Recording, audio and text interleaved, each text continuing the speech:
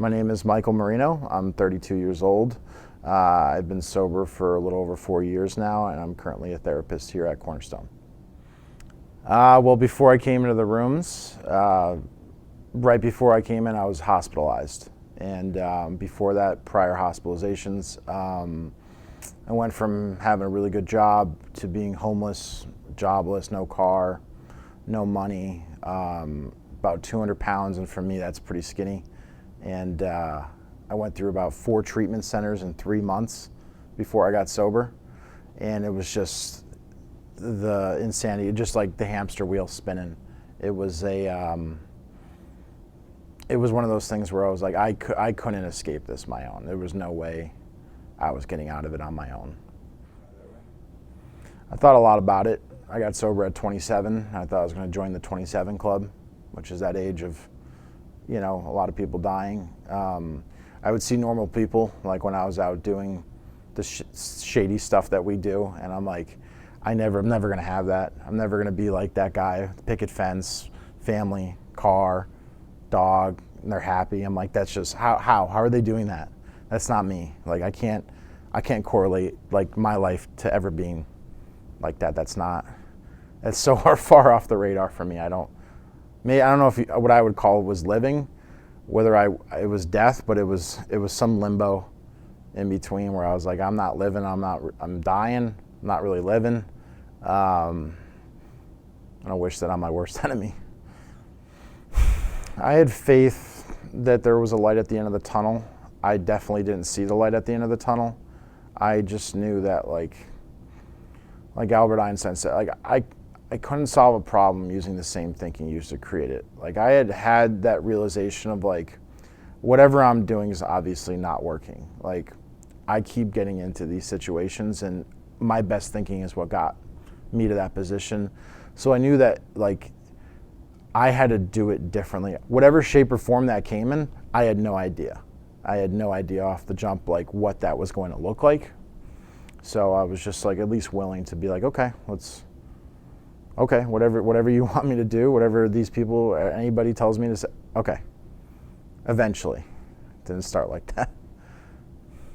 I saw a doctor right after I'd relapsed. I just got out of treatment again. I was actively using heroin in an outpatient clinic, bringing heroin in my pocket in the meetings, and I realized that, like, this is not how it's supposed to go.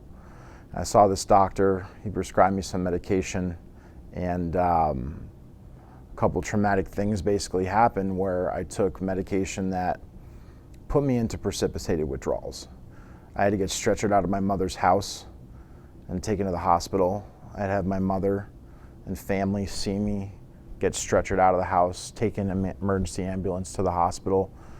And I had similar situations like that before, but when I got to detox, first thing I saw was someone in recovery that worked there.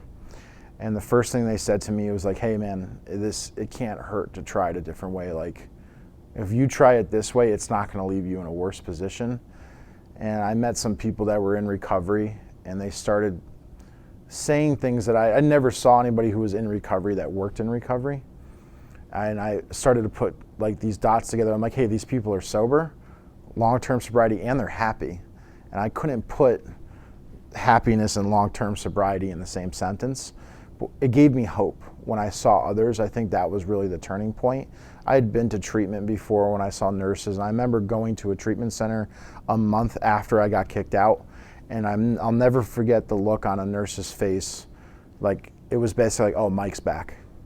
It was this look of, like, shame and disgust. And I'll never forget that to this day. But when I came in this time around, I saw people who gave a shit, who cared. And it gave me hope in a way that, like, maybe that's possible for me. And that thought never popped in my head before. I did not have human connection in my active addiction. They sometimes say what the opposite of addiction is connection.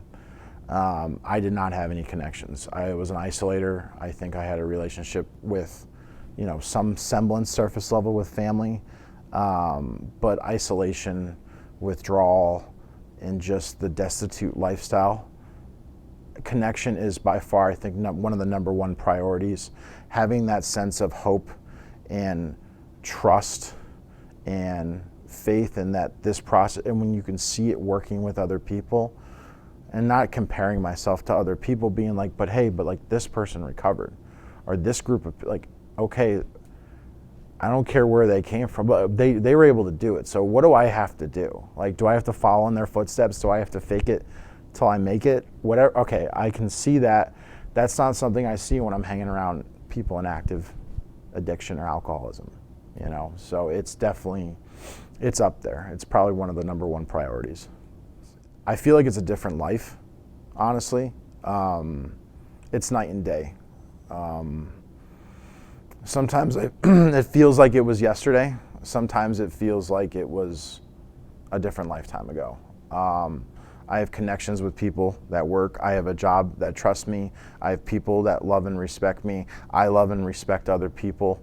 Like I have people that I can call and get advice from. I'm not just the committee of one as I used to be. You know, I mean, I'm not a materialistic, but just like having things like a car, whatever it is, like those things didn't get me sober, but having things that I remember when I moved into an apartment, and like the first night I was there, I just cried because nothing in there was stolen, everything was mine. And I don't know if I had earned it. I just did it I did it someone else's way. And I was like, oh, I couldn't do that on my own. My track record showed that, like, that's not what I did. So it was like a foreign concept to me. Sometimes it is so weird when you wake up and I'm like, I have no cravings. I'm not trying to, the dope dealer, right? I don't have a missed call, or, you know, I'm wondering where I am or why there's blood on my shirt, or, you know, and it's like, it's weird. I remember telling my sponsor at 3 months sober, I was like, hey man, shit's weird right now. He's like, what do you mean? I was like, nothing's going wrong. I'm happy. And he was like, so he's like, are you self-sabotaging? Are you doing anything intentionally like to affect your program? And I was like, no. He's like, so you're taking good action, you're getting good results. Sounds like that's basic human nature of cause and effect.